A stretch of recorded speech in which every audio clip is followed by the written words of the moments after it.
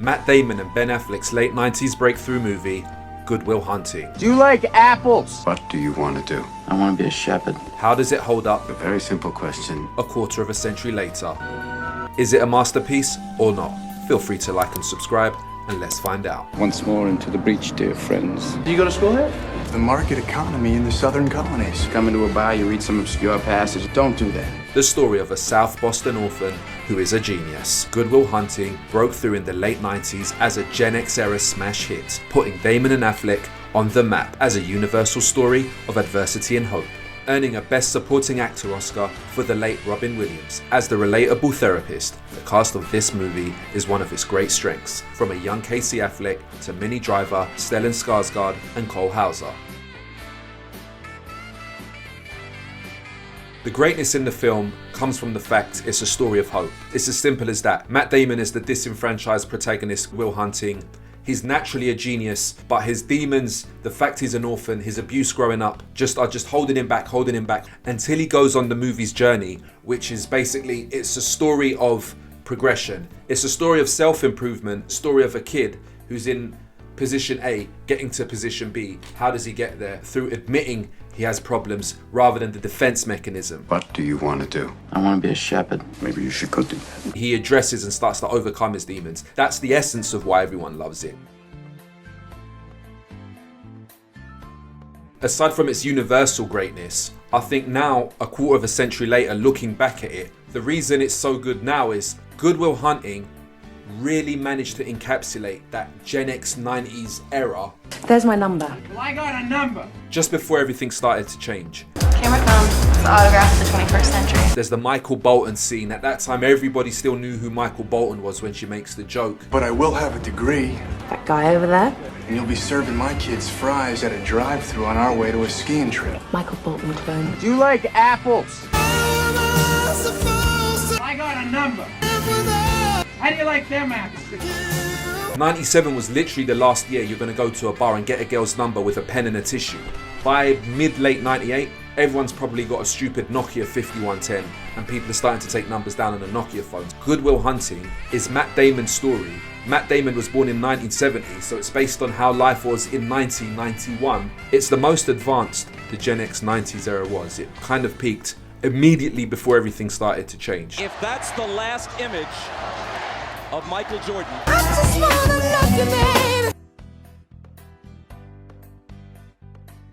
The other thing that's great about this movie is the main role. It's like that house music.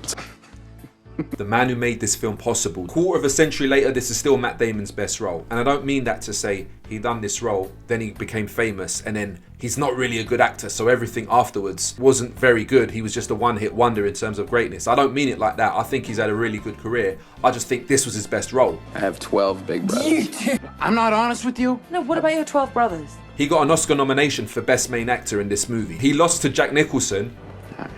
Years later, you're like, I'll take Damon in Good Will Hunting over Nicholson in As Good As It Gets. What do you want to know? What? That I don't have 12 brothers? Marky, Ricky, Danny, Terry, Mikey, Davey, Timmy, Tommy, Joey, Robbie, Johnny, and You Brian. don't want to hear I that. didn't know no, that. you don't want to hear that. Yeah, Robin Williams is great as the therapist. I thought we were friends. What do you mean you did? Playtime's over. You got a great kind of surrounding cast. Get off of me.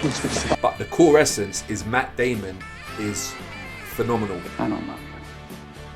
Ben Affleck is great in this movie, You don't owe it to yourself. You owe it to me. but at the end of the day, he's just the cool guy who's smart enough to realize he's not above his environment, and his best friend, Matt Damon, is the one who can get out. It'd be an insult to us if you're still here in 20 years. In terms of the strength of Good Will Hunting, why everybody loves it, this was Robin Williams, who most people liked Robin Williams back in the day. I remember him from Mork and Mindy, Mork from Mork. Nanu. From Hook. So I knew him as the funny guy. You lewd, crude, rude, bag of pre-chewed food, dude. Then you see him in this role as the more kind of empathic, Look at me, son. relatable therapist It's not your fault. who's not goofing around. It's a serious role of a guy who kind of sees a younger version of himself in the Matt Damon character. 1000% he deserved the Best Supporting Oscar for that role. Following you around, going, the field smell, the field The smell. core nucleus, irrespective of Minnie Driver and Ben Affleck, Casey Affleck, all the rest, Robin Williams, Matt Damon, that's like the nucleus, yeah? I want to be a shepherd. If you're gonna jerk off, why don't you just do it at home with a moist towel? Fuck you. You're the shepherd. Especially his role as a guy who's suffered severe loss. The loss of his wife. I don't regret the 18 years I was married to Nancy. The love of his life. I don't regret the 6 years I had to give up counseling when she got sick. He's haunted by the trauma of losing his wife. I don't regret the last years when she got really sick. There's a symbiotic relationship in Will Hunting needs the Robin Williams character, Sean Maguire, the therapist, to help him. And then through that, Robin Williams then gets, his life kind of gets reinvigorated because other than that, he's just existing. Banging some other guy. It's not your fault. I just want you to know, Sean, that You're welcome, Will. In terms of therapy in on-screen entertainment, for me it's this and Lorraine Bracco as Jennifer Melfi in The Sopranos. Those are the two Mac Daddies in modern on-screen entertainment for me personally. You don't want to go there. Maybe you don't want to go there. What are you talking about? this girl's like fucking perfect right now. I don't want to ruin that. Maybe you're perfect right now. Maybe you don't want to ruin that. Sopranos is a bit more of a cynical take My mother tried to have me whacked because I put her in a nursing home. on like psychiatry, therapy, etc. I say what your mother has at the very least is what we call borderline personality disorder. Good Will Hunting isn't just saying therapy's wonderful, because you got to remember he goes through 3 or 4 shrinks before he goes to the Robin Williams character. I don't need therapy. That's enough. Get out. How many shrinks you go to before me? 5. The movie isn't just saying, well, everyone in Hollywood goes to a shrink, so, you know, working class people from South Boston should also go to a shrink. It's not saying that. It's basically saying, look, there are bum shrinks, I read your book. Good for you, Will. and then you'll get someone like Robin Williams who's really dedicated to the body of work that is therapy. It's not as cynical as The Sopranos, This whole therapy thing, I gotta tell you. but it's trying to be true to life as well. Because I'd say in real life, you get, like anything, good firemen, bad firemen, good therapists and bad therapists. That's the non-realistic bit. Assaults Matt Damon because he's messing with him. Because Damon's like prodding him because Damon just doesn't want to be there. He's only there because of his probation conditions. And the second condition is that you see a therapist.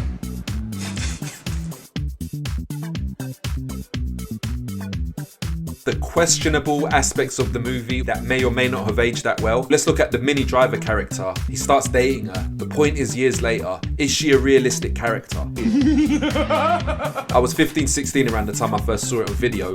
Obviously at that age I was like, oh, she's so into him. They've got this cool connection. What a couple. You happen to get a good night kiss? No, I tell you, I was hoping to get a good night late. As the years go by, you get older and you're like, what girls are like that?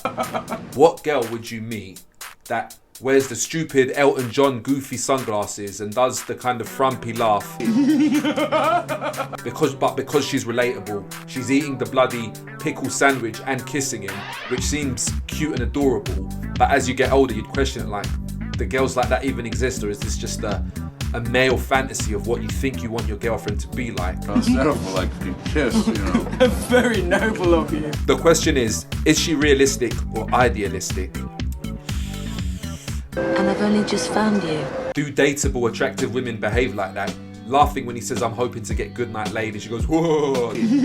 She can be one of the guys. Okay, shut up. Sorry, he told you to. Give us a kiss. Oh my God. Look, I think with the Gen X generation, maybe a little bit more so, and I say specifically, she's playing a character from an English character. Yes, the English can be extremely elitist and classist. However, she's of a time and generation, Gen X Londoners who've grown up in a mixed environment, meaning she's from a middle class, nice home. I'm going to university, I want to do my medical degree, but I'm not above hanging around with the local guys from the local council estate and going to a jungle rave. Hackney was the first rave I actually went to. I say that to say that the Minnie Driver character, for a little period, you had middle class London girls that were kind of open-minded. So I can see a Minnie Driver coming from a West London background, going to Boston, finding the waspy type students a bit stuffy and a bit limited, meeting a Will Hunting who's a fucking genius from South Boston and being open to dating him. She might be a little bit contrived. She might be playing to Matt Damon's fantasy of what a girlfriend material woman is, but at the same time, I know there were a demographic of women in the 90s that were like that. That's what I can tell you. There was a big shift in millennial girls in the 2000s. I think you'd get less of that, but I do think partly fantasy figure, partly real. The other thing that I question, has it aged well or not, is the whole Matt Damon as a boyfriend to Minnie Driver being damaged goods. If you don't love me, you should just tell me because it's such a... I don't love you. Being, you know, full of red flags. He's got abandonment issues. He's hiding, he's bullshitting her, saying he's got all these brothers because he doesn't want her to see the real him because he's petrified that she won't like him. Now, in the era of mental health, we're obsessed with hurt people. So now we're obsessed with, on the one hand, having mental health issues, and on the other hand, not getting burnt by other people with mental health issues. So dating someone who's a big red flag challenge isn't kind of this take a walk on the wild side sexy thing anymore. Everyone's been burnt by somebody else, whereas I think in the 90s it was still idealistically this challenge, and there was still this kind of undertone of, if you date someone who's got a lot of issues, then they're not boring, then they're deep, they're layered, and once you get past the bad stuff, then you get to the good stuff. That was the notion then. It's universally still interesting that he's got these demons and he pushes his girlfriend away. That's kind of aged badly, but it still makes the film interesting. Minnie Driver and Matt Damon having chemistry or not, I'm like, bruv, they're a fucking academic-based boyfriend and girlfriend couple, not a sexy stud and cheerleader that meet in the club and have gangster sex type couple. The other questionable aspect of Good Will Hunting, has it aged well or not, is the kind of shallow depictions of a mathematical genius. Alright, you're this big genius, but we're not seeing loads of nerdy mathematical breakdown scenes, but it wouldn't be entertaining if we did. But all we really see of him is go, do you know how easy it is? Do you know how easy this is for me? 1 minute he's punching Carmine Scarpaglia in the face repeatedly. The next minute he's got the bloody chalk on the board and he's going... Do you know how easy this is for me? That's all it is. You get to be this Irish guy that drinks Guinness and punches people, and oh yeah, by the way, he's clever. It's basically just saying, let me do quote unquote clever stuff, then I'll get the girl and the approval of the grown-ups. It's not your fault. It's a symbolic, allegorical film, but those are the things where it's a bit naff, but to me it still does actually hold up, because the overall message is one of hope.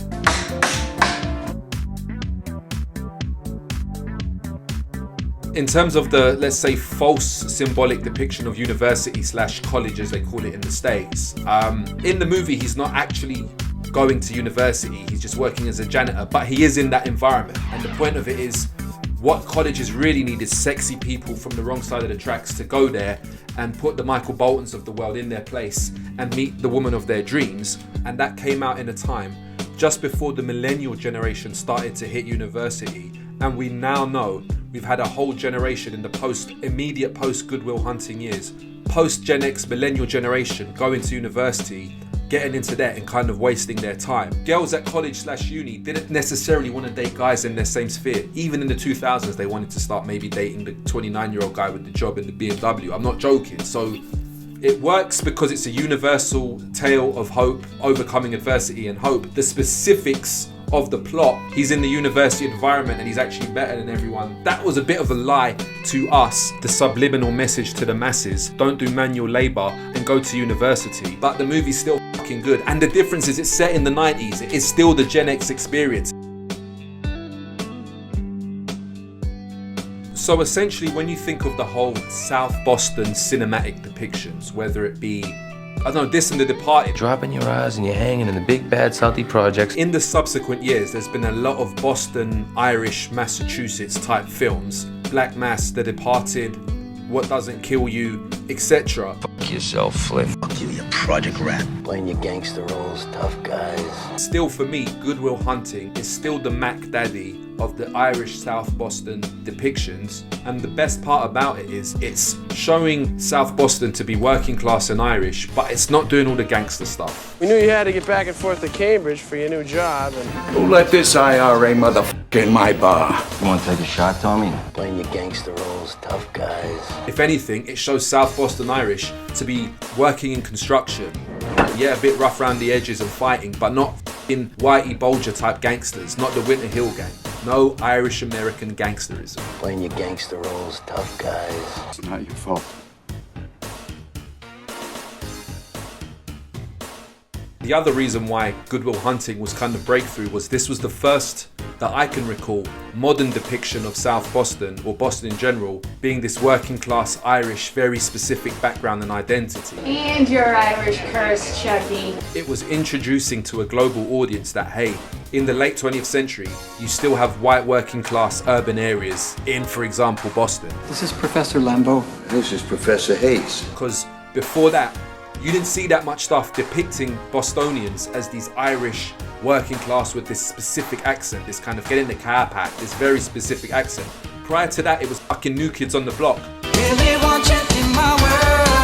Despite being from Dorchester, they're more authentic than Matt Damon and Ben Affleck, but they were doing this pop music stuff. And they were just marketed as like initially as a white new edition. And then the more years went by, the less relevant and the less good they were. They tried to black them up more and more. They changed their name from New Kids on the Block to NKOTB. They started speaking more and more hip-hop urban, like, yo, you know what I'm saying? People who are ignorant to the New Kids on the Block. Negativity by taking the stage because we're 5 bad brothers from the Beantown. Then the brother Marky Mark blows up. D-R-U-G-G-I-E. So my perception of white guys from Boston was, Yo, no Snake lasers, Major ass. a kind of slightly more credible version of Vanilla Ice. I got this voice on. This is because you're in my presence, a fly woman. Plymouth Rock. Marky Mark and that, he was not talking with that Irish accent. And your Irish curse. So again, white guys from Boston, to me, is Marky Mark with the compulsory all black posse, with the mandatory fat black lady singing, which was considered super cool in the early 90s. It was nothing like this kind of more Southie Irish, get in the car park. Who let this IRA motherfucker in my bar? I'm Irish American and never would I pretend to be an African. And your Irish curse. So in conclusion, I'm gonna get straight to it. Is Good Will Hunting a masterpiece? Yes. Yes. How do you like them apples? The first modern film to bring a depiction of Boston as the last bastion of East Coast white ethnic working class culture. How do you like them apples? Everything about it, for the most part, kind of works. How do you like them apples? Minnie Driver, the girls act like that. Well, they kind of did in the Gen X times. It holds up, man. It's a beautiful movie of upliftment. A quarter of a century later, it still works because it encapsulated that peak end of the Gen X era beautifully, but ultimately, it's that upliftment thing. So for me, it's getting an 8.1 just as a film. But in terms of the magic in it, it's like a 9, so we'll give it an 8.7. I call this a masterpiece because it's not just the structure of the film, it's about capturing a moment in time with an uplifting, nice message. It is a masterpiece. There's my number. That's my final verdict on Good Will Hunting. If you've made it to the end of this video, as I always say, thank you very much. Feel free to like and subscribe, and I'll see you on the next one.